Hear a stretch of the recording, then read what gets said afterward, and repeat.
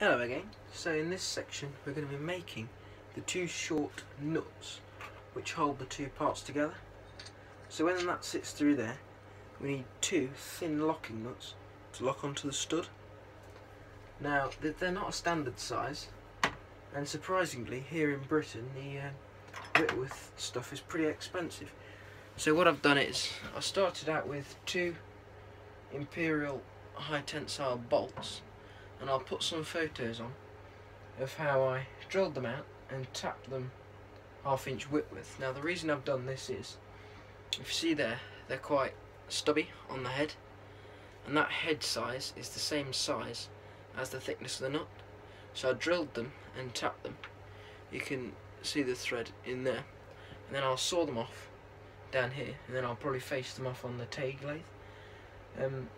Now I'm over here at the clean workbench, and this is where all my measuring equipment is stored, and it's as far away from the grinding area, which I don't really have in this workshop, and there's a small lathe here, which so you just need to keep it away from the grinding dust to keep everything in good condition. So these are high tensile, so once I've hacked them off, there's a good source of decent quality steel there, which I might be using for another project, but they're metric, the bolts are, and it just meant you can get about 50 for about 15 quid, so it's quite worth it, because we do use some metric stuff, and it still works out quite a lot cheaper than buying in Whitworth stuff and facing it down to size. So I've just sliced the head off, there it is, and I'll go and face that off. But for slicing it off, I used this hacksaw blade. It's an Eclipse one, and I believe they are still English made, and they're really good, so I recommend you should get hold of a couple of those. But now I've sliced it off, I'm left with this shank. So if we measure it with this is a 0 to 1, it is 625 thousandths. So we could use it for a stud if we turn it down and thread it 1/2 inch Whitworth. Now this subject has been mentioned by a few others, and it's about second-hand micrometers. So this one is if you see it there, it's a Moore and Wright series one. It's quite an old one. It cost about £6, and when I got it, it was a complete wreck, but I just took it apart, recalibrated it to 0, and cleaned it up a bit.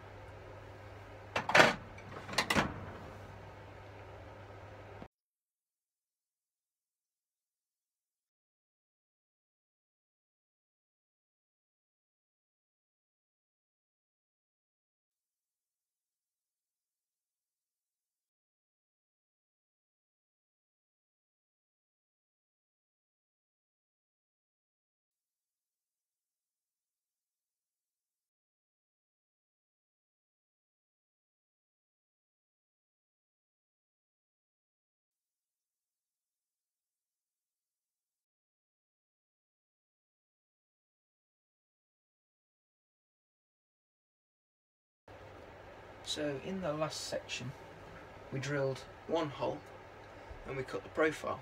Now you remember on the original, like this one here, should be 2 holes, so we're going to have to mark the other hole and drill it.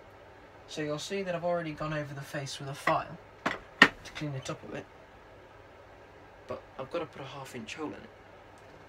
So I'm going to show you quickly and just mock up how I'm going to hold it on the drilling machine. So this is the table off my drilling machine, well, off my small drilling machine anyway. So we'll just have it in the vise there. Now we need to support it so that we have clearance, and we can also drill the hole through the centre hole.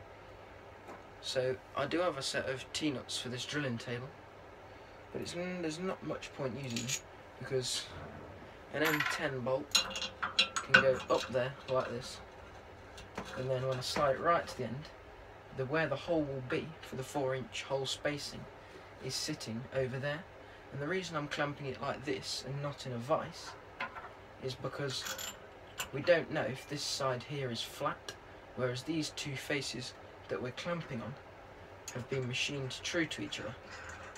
So just by popping that on there, we can see that there is actually a slight lift this way.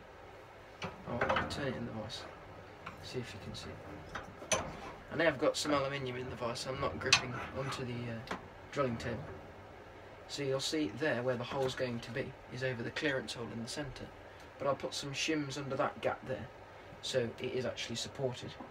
So I'll just use this Barco just to nip it up for a demonstration. But obviously, when you're actually tightening something, you should use a ring spanner. But we'll just tighten it up there so you can see that it will lift. So you can see that gap under there. So I'll put the 1/2 inch hole in, and that's where the stud will sit.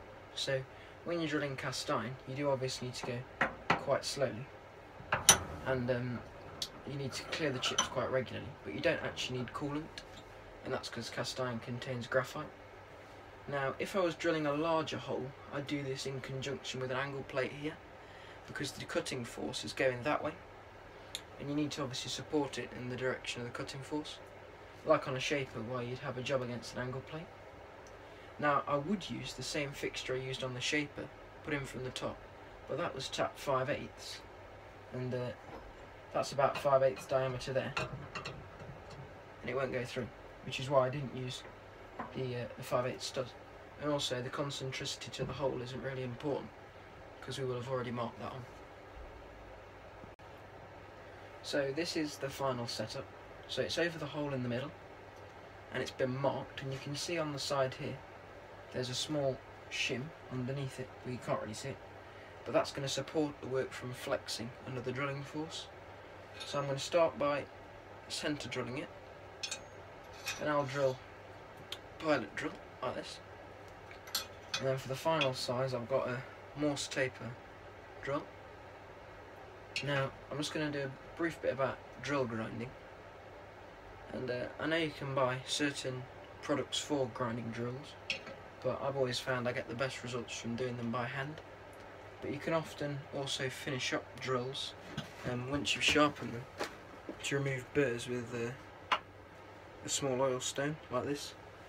Like once you've ground a drill, where the flutes end, you can often end up with a bit of a burr, and the best way to remove this is to draw back on an oil stone, just to remove any burrs you might have caused while grinding a drill. Now, I am aware there are very, very good drill grinding setups, mostly on tool and cutter grinders, but I don't have a tool and cutter grinder, so most of my drills are just ground freehand on a 10-inch grinder, bench grinder. So I've just been over and drilled out the second hole. Now, I'm sorry for the lack of machining footage in this video, but the problem is our workshop with the Victorian machines works whereby we can either be powered by a steam engine or an electric motor, and we've got it on the steam engine at the moment, the belt, and you can't use one and then the other, and it's a real pain to change them over. So because we're steaming again next week, there was no point rigging up the electric motor, but next week's will be the last in the series when I'll actually place this on the boiler and we'll see the two components we've made working. It'll also probably make it a bit more clear as to what this actually does and the function of feeding coal into a Lancashire boiler.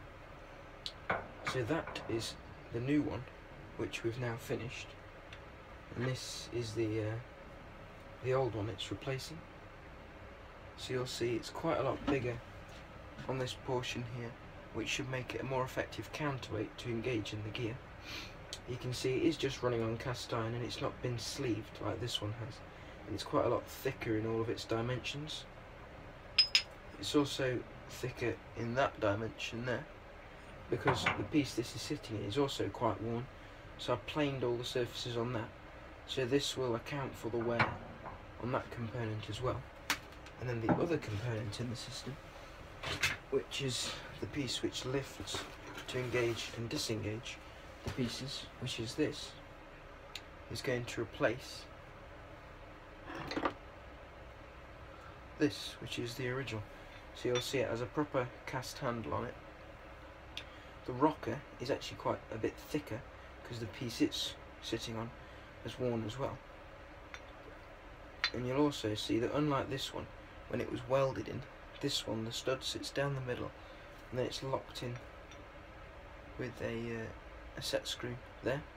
Now if you haven't seen all the parts, you can go back and watch them all, but this was the first one I did, then followed by this one. And then, like I previously said, the studs, or the shank off the bolts I used to make the nuts, will be turned down to make the stud, which will join it all together. So I will then have 12 new coal ratchets, which will look like this when they're finished. And we have 2 working boilers, so it can wear out 6 times, and we'll still have enough to keep them going. Thank you very much for watching.